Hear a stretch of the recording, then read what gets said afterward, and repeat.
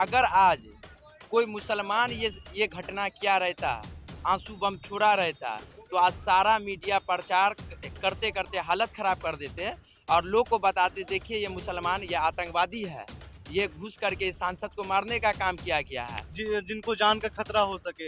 इससे पहले आप जानते ही हैं, एक बार संसद भवन में आतंकियों का हमला हुआ था, उसको इससे क्यों ना जोड़ा जाए।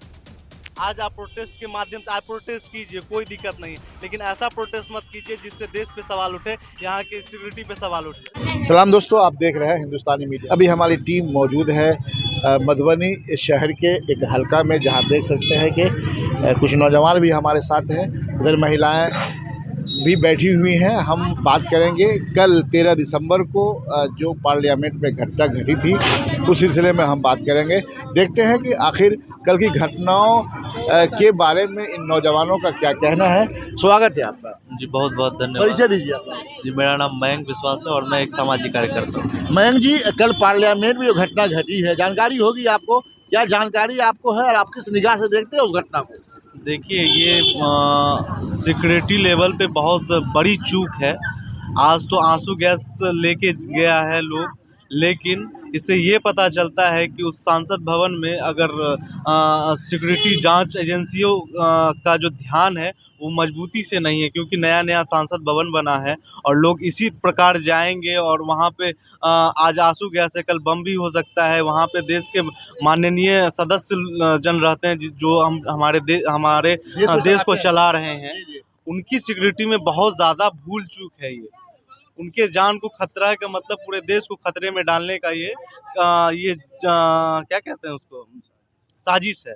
हम कहते हैं ये बहुत बड़ी भूल है जांच एजेंसियों की, जिन्हें ये पता नहीं है कि उनके संसद भवन में कैसे लोग जा रहे हैं और क्या लेके जा रहे हैं। विश्वास जी, आपको शायद जानकारी होगी कि जिस दो आदमी के बारे में हम बात कर रहे हैं, दो आदमी संसद भवन के अंदर थे, दो बाहर थे। तो जो दो अंदर थे वो तो ऑलरेडी पास लेकर गए थे, और पास मैसूर के एक विधायक के द्वारा जारी किया गया था। हाँ, मैसूर के एक सांसद के द्वारा जारी किया गया था। सिक्योरिटी पर सवाल कैसे उठेगा?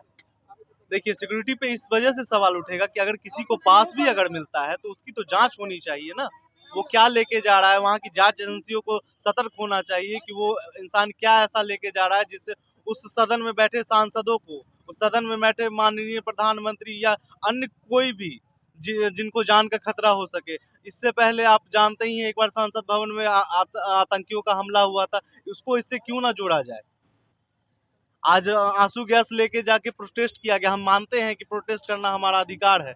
हम संसद भवन के बाहर प्रोटेस्ट कर सकते हैं, हम किसी भी धरना स्थल पे प्रोटेस्ट कर सकते हैं। धरना की बात की तो 4 लोग थे, 2 अंदर थे, 2 बाहर थे। बाहर में एक लड़की भी थी, जिसका कहना है कि यहाँ बेरोजगारी है, पढ़ने लिखने के बाद नौकरी नहीं मिल रही है, तानाशाही है, सरकार के खिलाफ वो बोल रही है। तो फिर इससे आप क्या नया लगा रहे हैं? देखिए, हमारे देश ने हमें बहुत ज़्यादा ही क्या कहते हैं उसको, समाजवाद का जो एक चेहरा होता है वो दिया है, समाजवादी तरीके से जीने का अधिकार दिया है। हम लोग जी सकते हैं, अपनी बातों को रख सकते हैं इस देश में, इतना ज़्यादा हम लोग को मिला है। लेकिन आज का जो ये 13 तारीख का जो हुआ ये प्रोटेस्ट है, ये कहीं से भी उचित नहीं है, क्योंकि आप उस जगह जाकर ये प्रोटेस्ट कर रहे हैं जहाँ पे हमारे सांसद रहते हैं, जहाँ पे हमारे देश के प्रमुख चेहरे रहते हैं, जिनको यहाँ की जनता चुन के भेजने का काम करती है। आज आप प्रोटेस्ट के माध्यम से आप प्रोटेस्ट कीजिए, कोई दिक्कत नहीं, लेकिन ऐसा प्रोटेस्ट मत कीजिए जिससे देश पे सवाल उठे, यहाँ की सिक्योरिटी पे सवाल उठे। तो विश्वास जी, 4 आदमी की बात आ रही है, 2 अंदर थे, 2 बाहर थे। क्या लग रहा है कि इसकी आवाज़ कितनी बुलंद की गई है? देखिए, आवाज़ बुलंद की गई है, नहीं की गई, इसकी मैं नहीं, इसके बारे में मैं कुछ नहीं कह सकता, लेकिन ये जो मुद्दा है उसको मीडिया ने जो नेशनल मीडिया है उन्होंने छुपाने का काम किया है, जिससे सरकार की जो क्या कहते हैं कुव्यवस्था है, सरकार की जो सिक्योरिटी में दिक्कत है वो नज़रअंदाज की जा रही है, जिससे सरकार पे और अभी जो वर्तमान सरकार पे उस पर उंगली ना उठ सके, इसलिए नेशनल मीडिया इसको छुपाने का काम कर रहे हैं। धन्यवाद आपका। अच्छा, आप बताएं कल की जो घटना घटी है उसको किस अंदाज से, आप किस रूप से देख रहे हैं? देखिए, कल का जो घटना हुआ है संसद भवन में, जो हमारे लोग चुन करके भेजते हैं सांसद को, उनके ऊपर सीधा सीधी अटैक हुआ है। ये साजिश के तहत अटैक किया गया है। अगर आज कोई मुसलमान ये घटना किया रहता, आंसू बम छोड़ा रहता, तो आज सारा मीडिया प्रचार करते करते हालत खराब कर देते और लोग को बताते देखिए ये मुसलमान ये आतंकवादी है, ये घुस करके इस सांसद को मारने का काम किया गया है।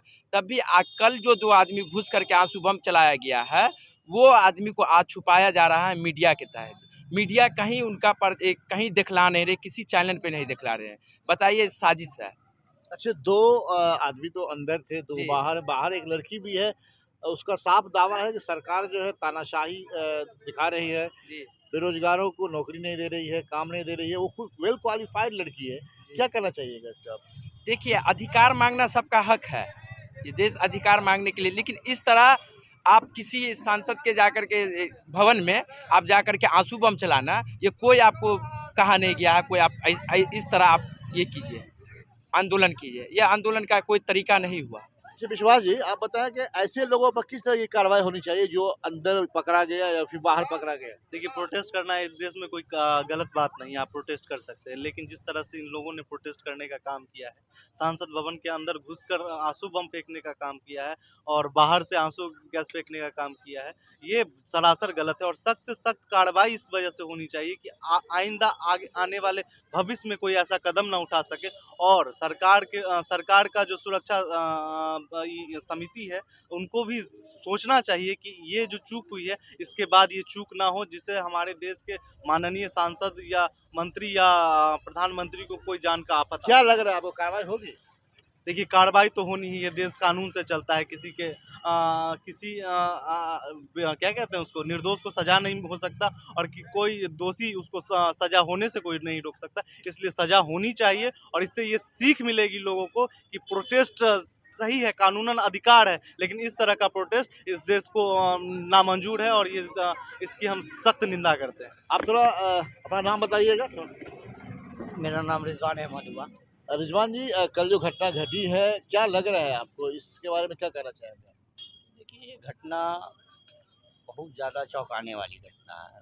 सांसद है और सांसद के अंदर जाकर आंसू गैस छोड़ना ये कहीं ठीक नहीं है। इसलिए उसको सही जगह पे और सही चीज़ के तहत जिस हिसाब से जो काम हुआ है उस हिसाब से उसको सज़ा मिलना ही चाहिए। इसमें कोई राय दुआई नहीं है, क्या कि आगे ये घटना हो चुकी है, इससे हो सकता है इससे बड़ा भी कर सकता है वो। जब वो छूटा खुलेगा तो कुछ भी कर सकता है, इसलिए उस पर कार्रवाई होनी चाहिए। यही कहना, और क्या कहना। आप क्या कहना चाहिएगा जो कल घटना घटी है संसद भवन में? ये बड़ी अफसोस की बात है, जो घटना घटी है, इस पर कार्रवाई होना चाहिए, इस पर जांच बैठना चाहिए। ऐसा क्यों हुआ, क्यों किया गया ऐसा, इसके लिए हम कहना चाहते हैं। देखा दर्शकों, कुछ लोगों से भी बात हुई है। सबों की अपनी अपनी राय है, लेकिन सबों की एक राय ज़रूर बराबर दिख रही है। इन लोगों का कहना है कि ऐसे लोगों को सज़ा मिले जो लोग इस साजिश में शामिल थे और जो संसद भवन के अंदर जाकर इस तरीके से उत्पात मचाया है और आंसू गैस छोड़ने का काम किया है। मिलते हैं किसी और वीडियो के साथ।